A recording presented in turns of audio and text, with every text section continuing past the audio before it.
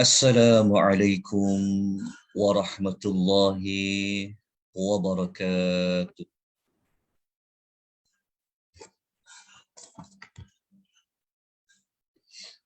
Alhamdulillahi rabbil alamin. Wassalatu wassalamu ala ashrafil anbiya'i wal mursalin wa ala alihi wa sahbihi ajma'in. Asyhadu an la ilaha illallah wahdahu la syarika lah wa asyhadu anna Muhammadan abduhu wa rasuluhu. Allahumma salli wa sallim ala nabiyyina Muhammad wa ala alihi wa sahbihi wa man tabi'ahum bi ihsanin ila yaumiddin, amma ba'd. Muslimin dan muslimat rahimani wa rahimakumullah, syukur kita kehadrat Allah Subhanahu wa taala, yang mana rasa syukur kita tunjukkan dengan kita memperbanyakkan puji-pujian kepada Allah. Alhamdulillah, alhamdulillahilladzi bi ni'matihi tatimmus salihat. Di atas izin dari Allah, hidayah dan taufik dari Allah Subhanahu wa taala, pertemuan kita malam ini merupakan pertemuan yang kedua pada kita membicarakan tajuk tentang ibrah ataupun teladan daripada kisah Luqman yang diceritakan oleh Allah Subhanahu wa taala dalam surah Luqman, surah yang ke-31 yang berada pada juzuk yang ke-21. Pada minggu lepas kita tidak dapat bersama untuk pengisian pesanan Luqman ini. Jadi malam ini merupakan malam yang kita akan menyambung apa yang telah kita bincangkan pada siri yang pertama yang lalu. Siri yang pertama yang lalu, kita telah pun membicarakan tentang latar belakang Luqman. Kita juga telah menyebutkan tentang kenapa Luqman ini dia digelar dengan Luqmanul Hakim. Kita telah menyebut tentang Al-Hikmah di dalam Al-Quranul Karim. Kita juga telah menerangkan apakah hikmah yang dikurniakan oleh Allah kepada Luqmanul Hakim. Dan kita juga telah bicarakan pada siri yang pertama bahawasanya hikmah ini dikaitkan dengan perbuatan syukur kepada Allah Subhanahu wa taala. Jadi malam ni apa yang kita nak bicarakan? Malam ini kita akan terus pergi kepada wasiat ataupun pesanan ataupun nasihat Luqman kepada anaknya. Sebelum ini kita juga telah menyebutkan bahawasanya Luqmanul Hakim ketika mana dia menyampaikan pesanan kepada anaknya, seperti mana yang ada saya kongsikan nota kepada tuan-tuan dan puan-puan saya paparkan nota, tapi nota saya belum bagi lagi lah. InsyaAllah nanti saya akan kemas kini, kerana nota yang sedia ada ni adalah nota yang lama. Jadi saya rasa saya perlu untuk mengemas kini. InsyaAllah nanti saya akan kongsikan kepada tuan-tuan dan puan-puan. Cuma saya tak boleh janji dalam kadar segera. Kita telah sebutkan bahawa Luqman ni, kerana dia dapat hikmah itulah Luqman, kalau dia menyampaikan wasiat kepada anaknya, dan sebenarnya Luqman ini juga sebenarnya dia seperti berpesan kepada kita. Walaupun watak utama adalah Luqman kepada anaknya, tetapi pelajarannya, petunjuknya, teladannya sebenarnya adalah Luqman berwasiat kepada kita semua. Jadi Luqman ni, apabila dia menasihati anaknya, dia menasihati anaknya dengan nasihat yang sempurna, merangkumi semua perkara. Yang pertama, dia membicarakan tentang bab akidah. InsyaAllah malam ni kita akan melihat wasiat Luqman yang pertama dari sudut akidah, dari sudut tauhid kepada Allah Azza wa Jalla. Kemudian Luqman ini dalam masa yang sama, setelah dia menekankan ketauhidan, setelah dia menekankan keesaan kepada Allah, Luqman telah berpesan kepada anaknya bahawa anaknya perlu membuktikan rasa iman kepada Allah. Rasa tauhid kepada Allah ia perlu dibuktikan. Maka iman yang ada dibuktikan melalui perkara-perkara ibadah. Jadi Luqman ni setelah dia menekankan tentang pegangan bagi seorang yang beriman ini apa, kemudian dia menekankan dari sudut amal soleh. Jadi kita boleh kata isu akidah ni adalah isu berkaitan dengan iman. Isu ibadah seperti mana nanti kita akan belajar, perkara pertama yang ditekankan adalah tentang salat. Maknanya salat ni dia adalah termasuk dalam amal yang salih. Itu yang kita selalu jumpa dalam Quran. Allah akan gandingkan. Setelah Allah kata amanu, Allah akan kata wa amilus salihat. Beriman, lepas tu Allah kaitkan dengan amal soleh. Jadi Luqman ni, dia telah menunjukkan kepada kita bahawasanya ketika dia bagi wasiat kepada anaknya, dia menekankan elemen iman dan amal soleh. Dalam masa yang sama, Luqmanul Hakim, dia mengingatkan anaknya tentang hubungan dengan manusia-manusia yang lain yang kita letakkan dia di bawah tajuk akhlak ataupun kita kata adab sesama manusia. Sebab perkara ibadah adalah antara manusia dengan Allah, contohnya seperti salat. Tetapi Luqman juga mengingatkan anaknya tentang kena ambil peduli tentang masyarakat di luar. Antaranya apa? Mengajak manusia buat benda yang baik, larang mereka buat benda yang salah. Itu termasuk dalam bab akhlak. Termasuk bab sombong, nanti kita akan belajar. Tapi sebelum nak tekankan tentang ibadah, Luqman menekankan tentang akidah dulu. Menekankan tentang, kuatkan tentang kepercayaan. Kuatkan tentang belief, kita panggil iman. Sebab apabila iman dah kuat, dah kenal Allah, maka nanti senang untuk memberi tumpuan kepada bab ibadah. InsyaAllah kita akan bicarakan wasiat Luqman melalui 3 perspektif ini. Daripada 3 perspektif ini, kita telah sebutkan dalam kuliah yang lalu bahawasanya Luqman dia menekankan kepada anaknya dan sebenarnya mesej itu kepada kita, iaitu hablum minallah, jaga hubungan dengan Allah, wa hablum minan nas, menjaga hubungan sesama manusia. Kemudian dalam kisah Luqman ni kita akan mendapati metodologi Luqman dalam dia memberikan al-wa'zu. Nanti kita kupas sedikit apa itu al-wa'zu. Luqman ni ketika mana dia mengingatkan anaknya, dia menekankan tentang anaknya tentang ada dalam hidup ini ada perkara yang kita kena buat, do.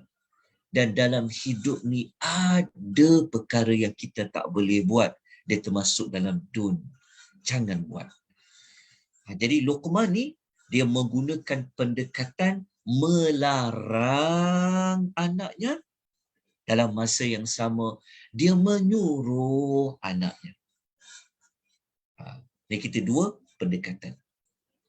Pendekatan ini dia di bawah dia di bawah kaedah al-wa'dh. Nanti kita akan sebutkan tentang kalimah ya'izuhu. Sebentar lagi insya-Allah kita akan masuk. Jadi sebelum kita masuk kepada wasiat Luqman satu persatu, kita cerita dulu konsep wasiat Luqman itu.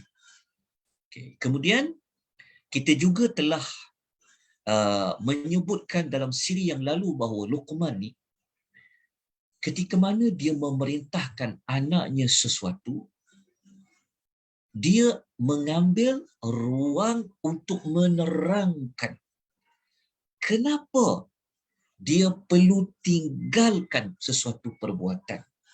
Kenapa dia kena buat sesuatu perkara. Jadi Luqman tidaklah hanya melarang anak dia buat sesuatu, tetapi Luqman menerangkan illah. Illah tu kita panggil alasan, ataupun Luqman memberikan justifikasi kepada anaknya. Supaya anak dia ni, supaya anak dia hidup dalam keadaan dia ingat pesan ayah dia. Tapi dia tak nak, dia takut dekat ayah dia saja. Tapi kalau ayah dia tak ada, dia akan ingat, oh aku tak boleh buat. Ayah aku hanya kata larang dia buat. Tapi larangan itu sebenarnya adalah larangan dari Allah Azza wa Jalla. Okay, kita akan terangkan pendekatan ini secara ringkas insya-Allah. Kemudian Luqmanul Hakim, kalau kita nak masuk dah kepada pesanan yang pertama pada malam ni, Luqmanul Hakim sebelum dia menyampaikan pesanan, kalau kita tengok dekat apa susunan diagram ni, Luqman ni mula-mula Allah mengatakan dia memberikan mau'izah. Maksudnya kita sebutkan pesanan kan, ataupun kita sebut wasiat. Semua wasiat Luqman, pesanan Luqman ni sebenarnya ia berada di bawah mau'izah. Dia di bawah al-wa'zu. Okay. Kemudian ketika mana Luqman sebelum dia nak menyampaikan mesej itu kepada anaknya, dia menarik perhatian anaknya. Dalam masa yang sama, dia panggil anak dia dengan perkataan, ungkapan yang sangat halus. Setelah itu, barulah Luqman menyampaikan pesanan satu, pesanan dua, sampailah beberapa pesanan yang kita akan belajar. Jadi inilah yang sepatutnya kita kena ikut. Inilah Al-Quran. Al-Quran sebagai petunjuk kepada kita. Jadi insya-Allah kita akan ulang lagi perkara ni pada wasiat-wasiat dia yang ada di dalam Al-Quran. Baik, kita teruskan pada wasiat yang pertama. Wasiat yang pertama. Tapi sebelum masuk wasiat yang pertama, kita lihat dulu ayat nombor 13. Ayat 13 dia masuk kepada wasiat ataupun kita panggil pesanan. Orang Melayu mungkin dia ingat wasiat tu macam wasiat yang macam harta pusaka. Okay. Bahasa Arab, kalau disebut wasiat ni, dia sesuatu ucapan, perkataan yang sangat penting. Macam kita sebenarnya wasiat ni, kita tak ada jumpa pada ayat وَتَوَاصَوْا بِالْحَقِّ وَتَوَاصَوْا بِالصَّبْرِ. Itulah wasiat. Kenapa Allah guna perkataan watawa? Nak menunjukkan bahawa seolah-olah kalau macam orang mati, benda yang sangat penting yang perlu diterangkan adalah tentang wasiat. Jadi pesanan yang kita nak sampaikan ini, ia seperti mana ciri-ciri nak memberikan wasiat. Baik, kita masuk pada ayat yang ke-13. Okay, sebelum tu, tuan-tuan boleh dengar tak suara saya dengan jelas?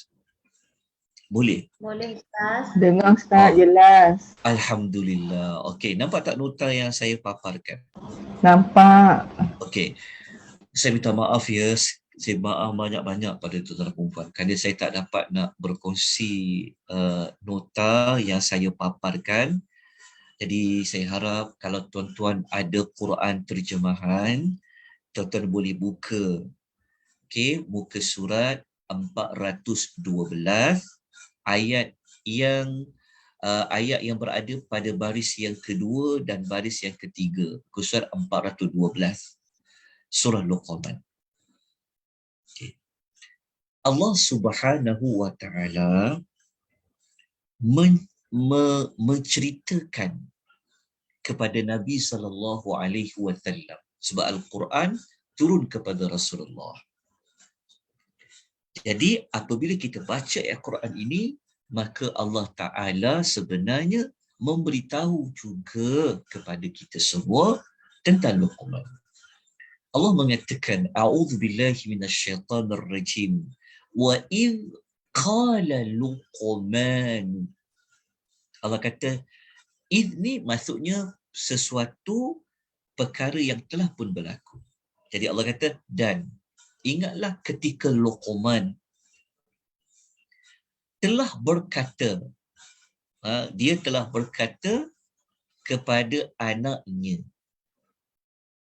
Dia telah berkata kepada anaknya. Qala tu berkata. Cuma dalam konteks ayat ni diterjemahkan memberi nasihat. Memberi nasihat tu maksudnya kenalah berkata, tapi nak menampakkan, mencantikkan ayat tu, maka diterjemahkan memberi nasihat. Jadi Allah kata, ketika mana Luqman dia telah berkata, dia telah memberikan nasihat libnihi kepada anaknya. Okay, kita telah sebutkan bahawasanya Allah tidak menerangkan kepada kita anak dia ni nama siapa. Okey, anak dia ni macam mana karakter dia, kita tak tahu. Allah tak jelaskan. Tapi yang pasti ada watak Luqman sebagai bapa dan ada watak anak kepada Luqman. Kalau tuan-tuan belajar, kalau tuan-tuan pernah kumpul ayat-ayat tentang keibubapaan di dalam Al-Quran, tuan-tuan akan mendapati dalam Quran watak bapa dengan watak ibu ni sebenarnya mana yang lebih banyak di dalam bab memberikan tunjuk ajar kepada anak-anaknya. Watak ibu bapa ke watak bapa? Bapa, Ustaz. Watak bapa. Tapi watak ibu ada tak dalam Quran? Ada. Tetapi watak ibu, wallahu a'lam, dapatan saya lah. Ya, mungkin ada yang jumpa lebih daripada tu. Watak ibu ni Allah ceritakan pada watak kalau nak mengingatkan anak tentang jasa ibu bapa, Allah akan paparkan watak ibu. Tetapi dalam watak memberikan tunjuk ajar, mendidik anak-anak, Allah bawa watak bapa. Watak bapa. Tuan-tuan bukalah kisah-kisah dalam Quran. Kita akan jumpa banyak watak bapa dengan anak, bapa dengan anak. Contoh, kita akan jumpa kisah Nabi Yaqub dengan siapa? Dengan anaknya. Kan? Mana watak ibu dia? Allah tidak munculkan. Kalau kita belajar kisah Nabi Ibrahim dengan Nabi Ismail, contoh kan? Ketika mana isu tentang sembelihan dan sebagainya, di mana watak ibu? Kita jumpa watak Ibrahim kepada anaknya. Begitulah sebenarnya. Jadi sepatutnya pelajaran dia dalam mendidik, dalam memberikan tunjuk ajar, bapa ini sepatutnya kena memainkan peranan di dalam mendidik anak-anak. Sebab Al-Quran dia memang sebut macam tu. Tapi bukanlah menafikan peranan ibu. Okay. Jadi Luqman ni dia kata pada anaknya, kalau kita bertanya kan, mana watak mak dia? Tentulah Luqman ada isteri sebab dia ada anak. Tapi mana watak isteri dia? Kat sini yang para ulama bincang tu, peranan bapa kepada anaknya. Okay. Jadi cuma zaman sekarang ni mungkin dia dah berubah. Kan berubah. Bapa ni kadang-kadang jadi seperti bank. Kan? Kalau anak-anak nak duit, cari bapa dia. Tapi dalam bab lain, ada setengah orang dia kata, tanya mak hang, tanya mak kau, tanya ibu.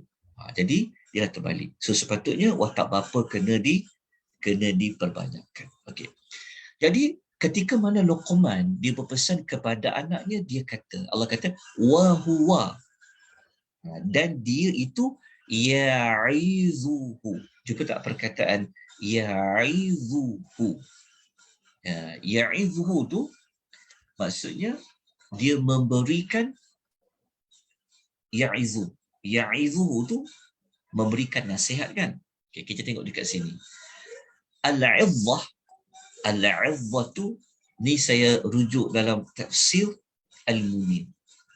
Okay, al-'izzah ya'izuhu tu adalah mengingatkan tentang kebaikan dengan cara yang lembut dan menyentuh hati.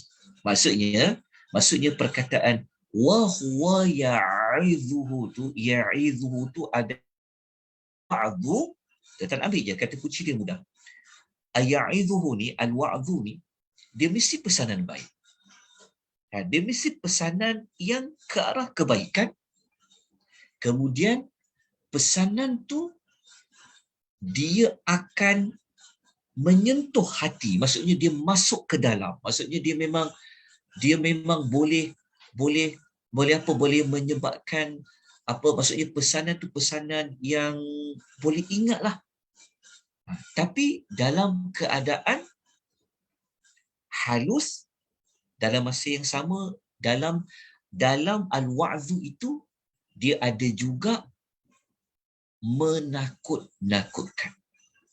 Maksud dia, kalau anak tu dipesan tentang benda yang jangan buat, memang anak tu dia akan masuk ke hati dia tu, macam dia akan takut. So dia akan ingat pesanan tu sehingga boleh menyentuh hati dia. Menyentuh hati itu bukanlah maksudnya hanya bab sedih je, tak. Termasuklah boleh menyebabkan anak dia ingat sampai bila-bila. Tersentuh hati dia. Tersentuh tu bukanlah hanya pada bab yang lembut saja, tetapi juga pada perkara yang tegas, yang takut. Itulah dipanggil al-izzah.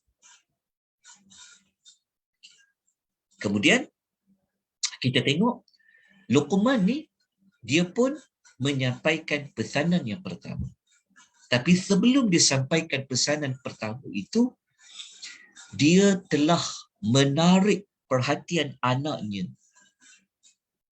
Dia telah tarik perhatian anaknya dengan dia menggunakan panggilan ya bunayya. Ya bunayya ni nanti kita akan jumpa banyak dalam pesanan Luqman. Sebelum dia sampaikan mesej, dia panggil anaknya dengan panggilan yang anak dia tu suka. Anak dia tu macam dia tertarik hati. Dia panggil ya bunayya, wahai anak kesayanganku. Okay, ni kita semua sedia maklum tentang bab ini. Okay. Sebab perkataan ya tu maksudnya wahai. So dia panggil anak dia dulu. So apabila dia dengar wahai tu, dia seperti dia menarik perhatian dia. Wahai, ya tu maksudnya seruan. Ya wahai bunayya, anak kesayanganku. Kita boleh guna istilah yang pelbagai. Okay, dia masuk kepada pesanan pertama. Pesanan pertama, dia larang anak dia buat. Dia larang apa? La tusyrik billahi. Dia kata, janganlah engkau mempersekutukan, mensyirikkan Allah. Dia kata, okay. Mensyirikkan Allah Subhanahu wa taala ini, tuan-tuan dan puan-puan ya. Mensyirikkan Allah Subhanahu wa taala pada nasihat yang pertama ni, ia merujuk kepada dua jenis syirik. Dia ada dua jenis syirik. Syirik yang pertama adalah syirik akbar. Syirik akbar ni maksudnya syirik yang besar. Okay. Syirik juga melibatkan syirik yang kecil, iaitu riya, ataupun kita kata tidak ikhlas. Itu dua syirik. Jadi Luqman kata, jangan engkau mempersekutukan Allah dalam dua-dua kesyirikan. Syirik besar dan syirik kecil. Kejap lagi saya akan tunjuk contoh syirik. Kemudian dalam ayat ni, Luqman dia memberikan alasan kenapa syirik itu tak boleh buat. Dia memberikan justifikasi kenapa tidak boleh mempersekutukan Allah. Dia kata, inna syirka la zulmun azim. Dia kata, sesungguhnya asyirka, perbuatan syirik itu, la zulmun, benar-benar satu kezaliman azim yang besar. Jadi anak dia dapat tahu bahawa jangan syirikkan Allah. Kenapa tak boleh mensyirikkan Allah? Luqman membuat penegasan dengan menerangkan syirik kalau dilakukan ia termasuk dalam kezaliman yang besar. Syirik kita sebut tadi ada dua. Syirik besar dan syirik kecil. Okay, ini semua orang faham dalam isu ini. Sebab tu dalam hidup kita berkeluarga, pesanan seperti ini hendaklah diingati.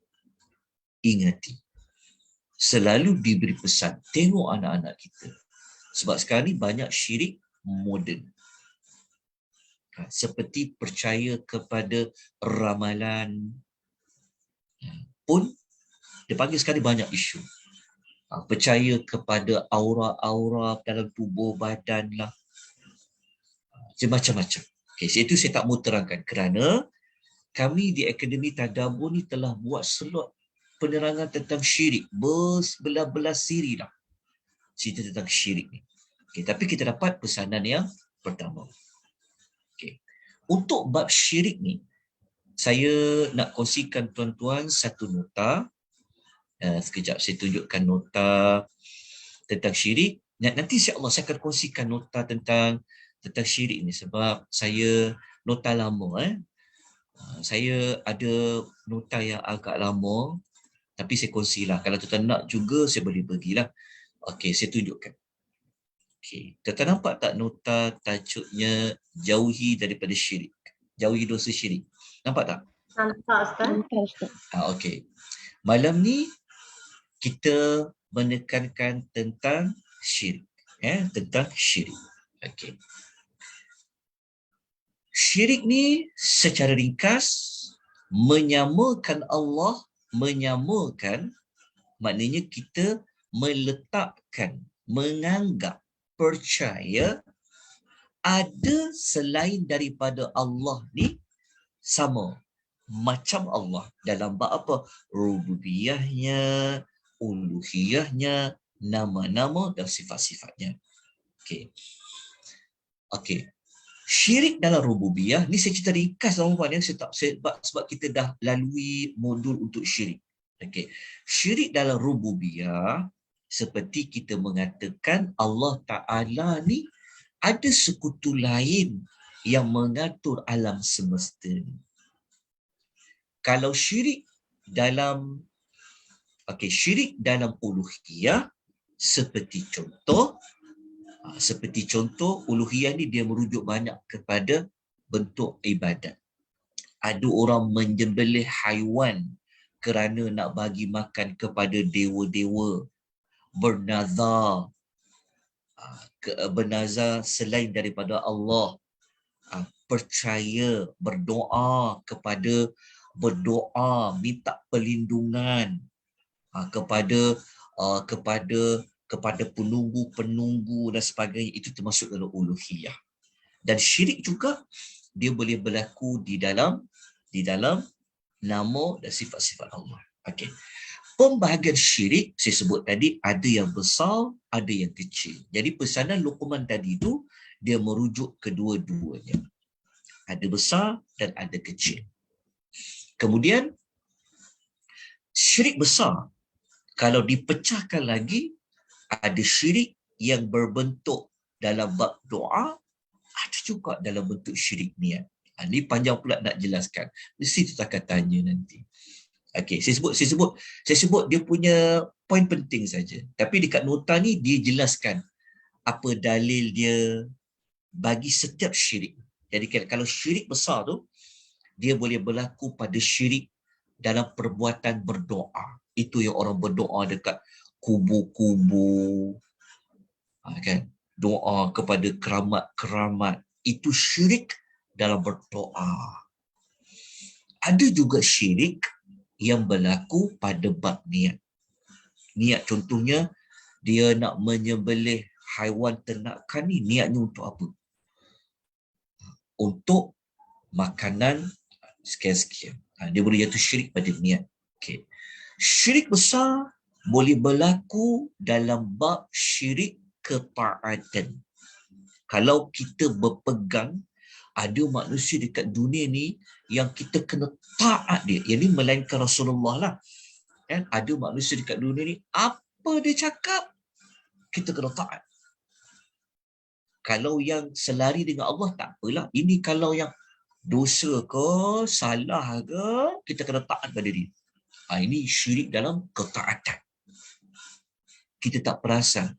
Rupanya kalau kita mentaati manusia ini secara mutlak, sekalipun dalam bab dosa, dia boleh jatuh syirik dalam mentaati.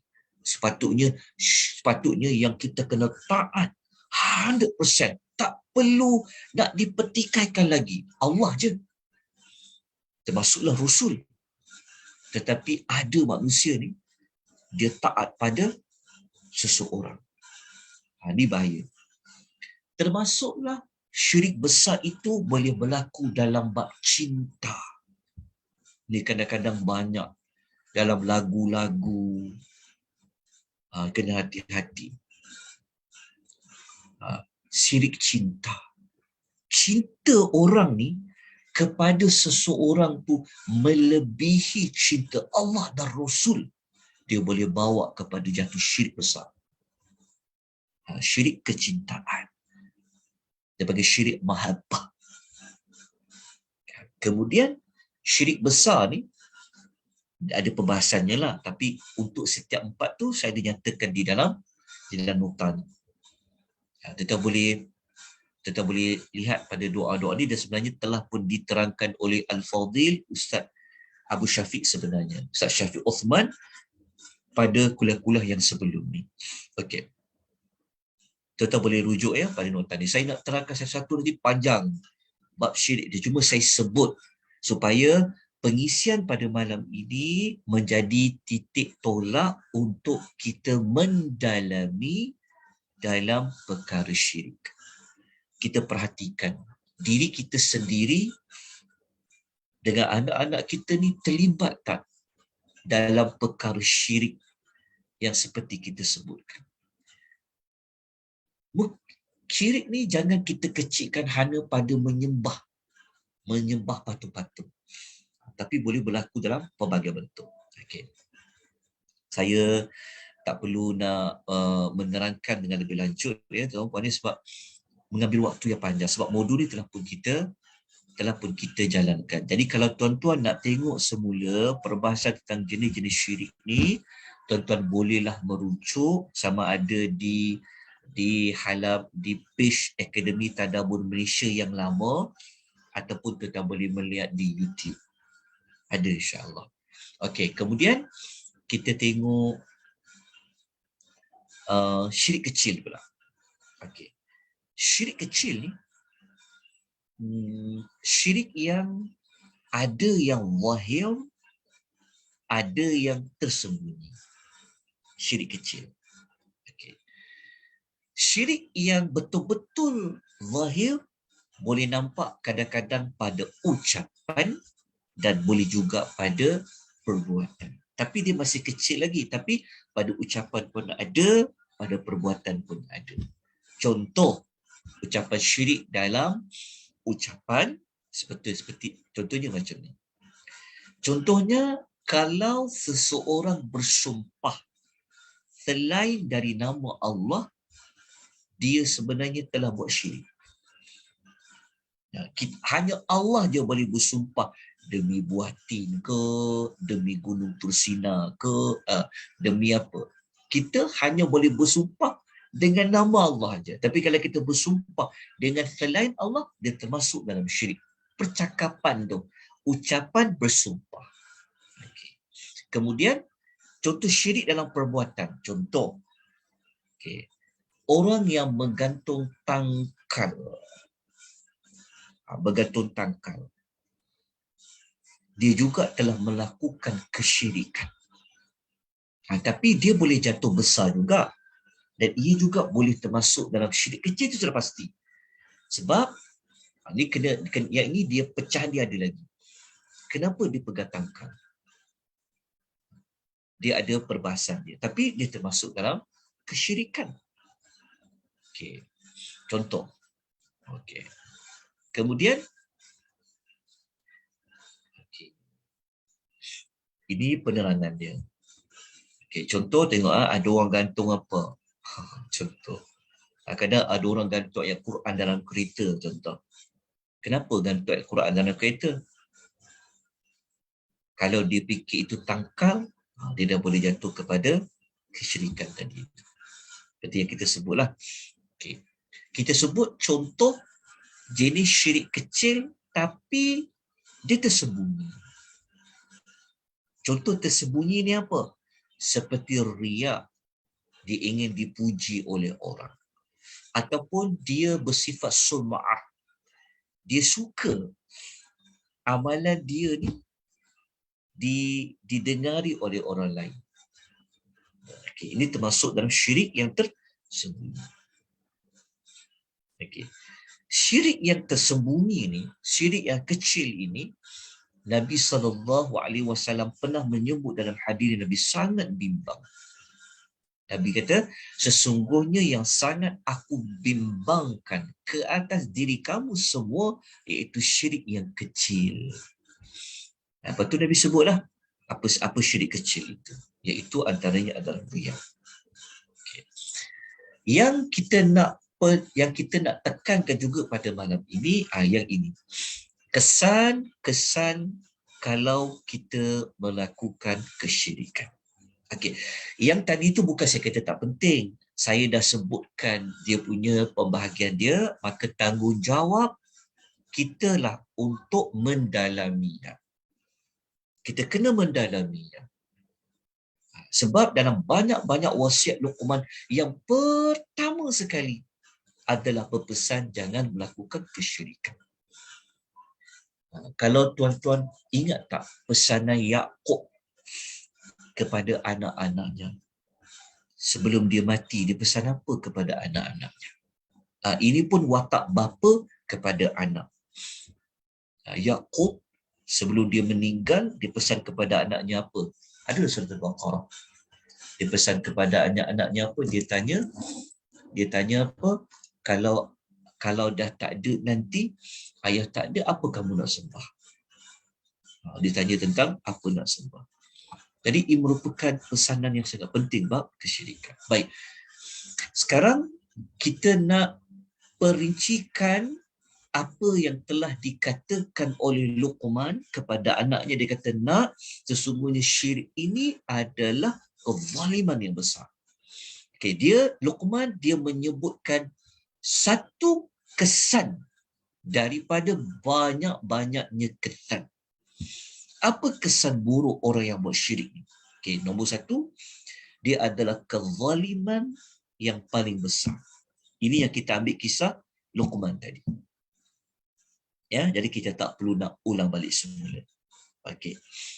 Kemudian kesan buruk yang kedua, orang yang buat syirik ni, ia merupakan dosa yang paling besar. Zalim, apa beza dengan dosa? Maknanya dia mudah je nak faham. Semua dosa adalah kezaliman. Dan kezaliman yang paling besar adalah syirik. Okay, jadi kesan yang kedua, dosa yang paling besar. Okay, Allah nyatakan maklumat ni, tuan-tuan buka muka surat 86 dalam surah An-Nisa, ayat 48, kita akan jumpa maklumat ni. Allah kata apa? Allah kata, وَمَنْ يُشْرِكْ بِاللَّهِ فَقَدْ افْتَرَى إِثْمًا عَظِيمًا. Pada perkataan ithman azima. Allah kata sesiapa yang mempersekutukan Allah, maka sesungguhnya dia telah melakukan ithman, dosa yang besar. Okay. Ni jawapan dia. Kenapa syirik tak boleh buat? Dia adalah merupakan dosa yang besar. Okey. Yang ketiga, syirik kalau tidak dihentikan,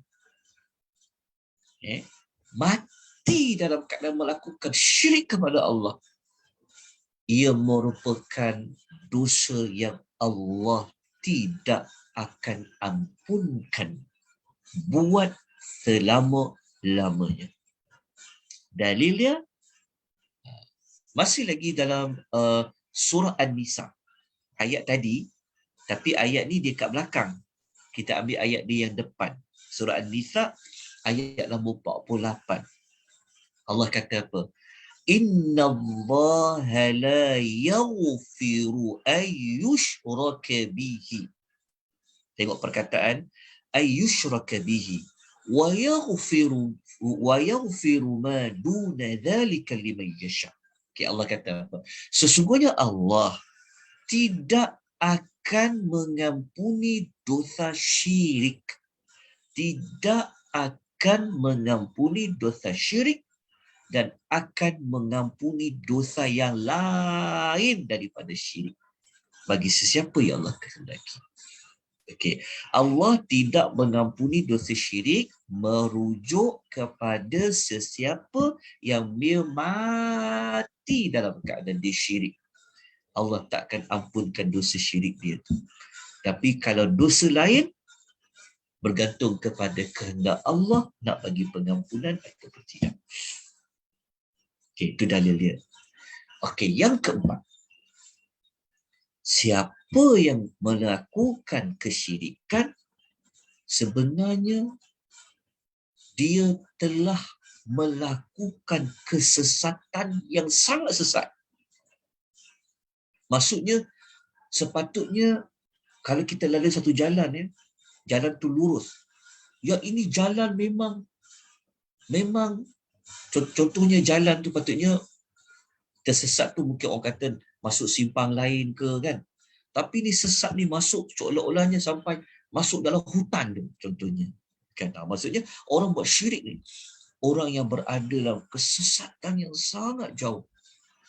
Allah nyatakan maklumat ni dalam surah An-Nisa ayat 116 muka surat 97. Allah kata apa? Wa may yusyrik billahi faqad dhalla dhalalan ba'ida. Siapa yang mempersekutukan Allah dengan sesuatu, maka sesungguhnya dia telah sesat dengan kesesatan yang amat jauh. Faham tak? Maksudnya, dia bukan berada pada siratal mustaqim. Bahkan, dia berada kesesatan yang amat jauh. Okey, kemudian, yang kelima, kesan buruk dia. Kalau Luqman dia bagi satu je dalam Quran ni, jadi kita tambah sikit lagi untuk kita mantapkan lagi. Yang kelima, kalau perbuatan syirik ini tidak dihentikan, mati dalam keadaan syirik, semua amal baik yang kita pernah buat, Allah akan hapuskan pahala dia. Ini pun sangat berat. Letih-letih buat amal, sembahyang, puasa, baca Quran, buat kebaikan, tapi kalau mati dalam keadaan syirik kepada Allah, habis semua amalan itu. Ini dinyatakan oleh Allah dalam suratul Al-An'am ayat 88. Boleh jumpa muka surat 138. Allah kata apa?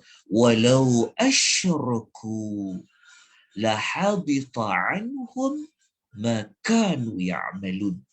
Seandainya mereka mempersekutukan, nescaya gugurlah, terbatallah apa yang mereka telah kerjakan. Ini dalil dia. Gugur, kata Allah, batal. Sekalipun buat ibadat haji bertahun-tahun, umrah setiap tahun, tapi kalau mati ada percaya pada kuasa lain selain Allah, habis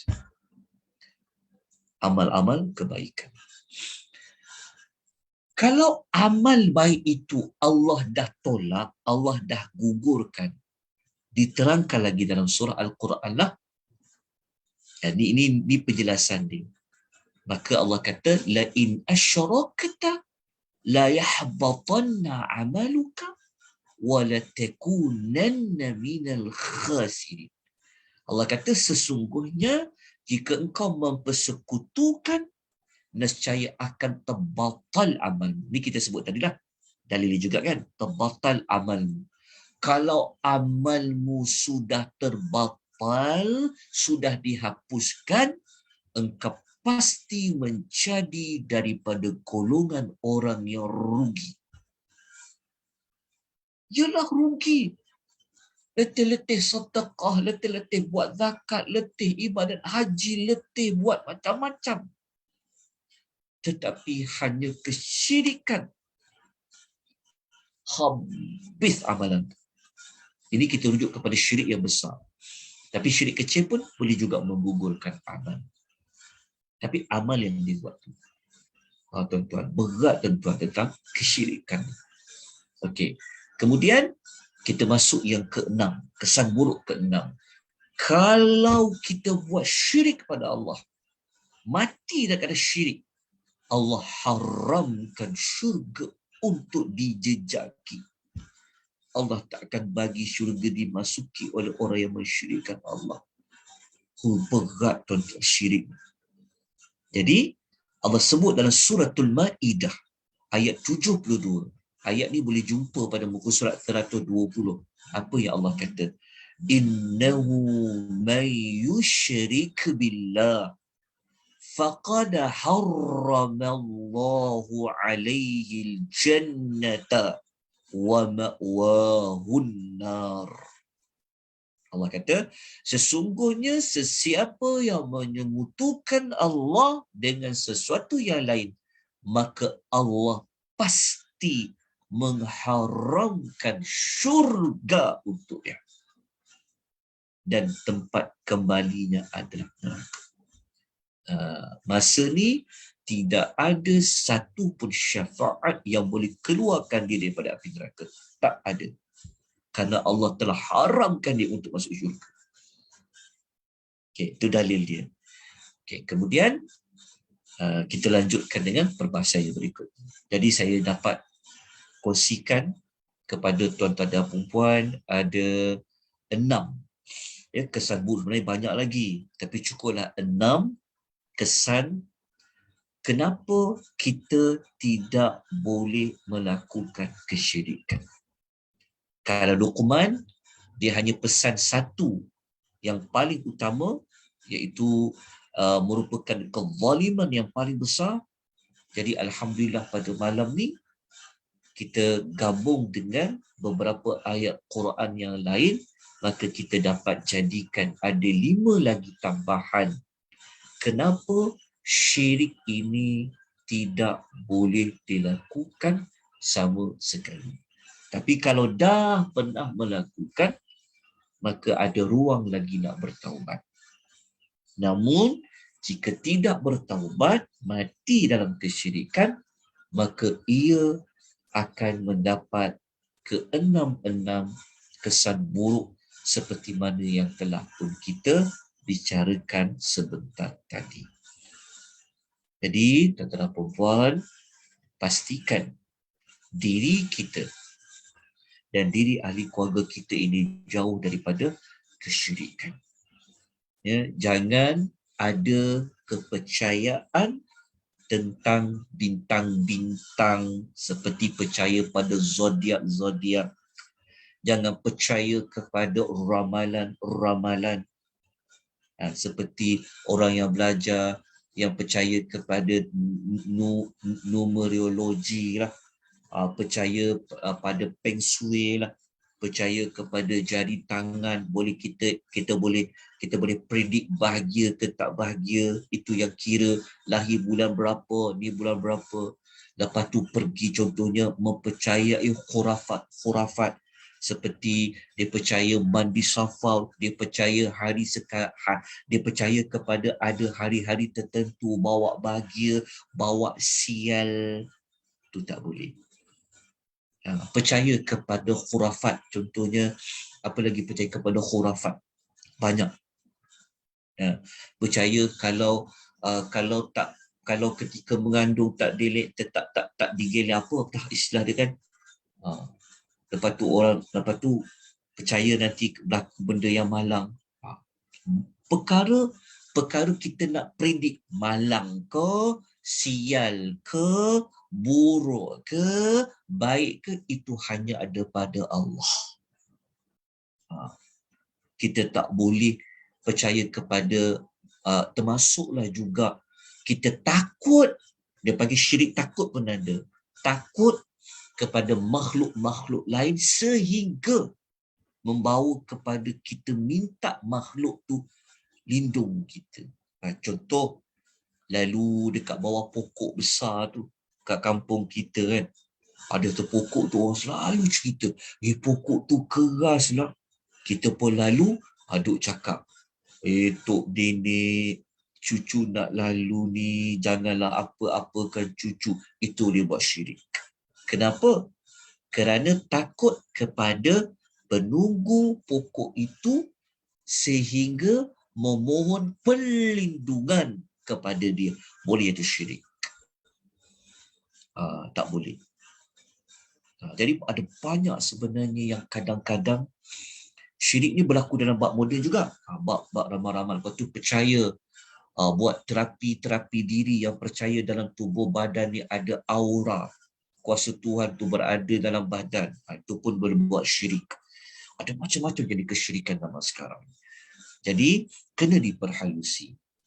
Kena dipelajari dan kita perhalusi dia. Jadi, moga-moga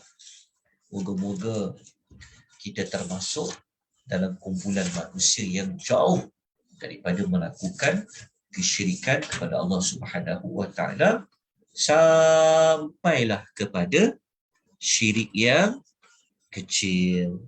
Jauhi daripada sebarang perbuatan syirik yang besar dan juga yang kecil. Jadi itulah pesanan pertama yang dapat kita pelajari pada malam ini, bagi pesanan yang pertama pada ayat yang telah pun kita bincangkan sebentar tadi.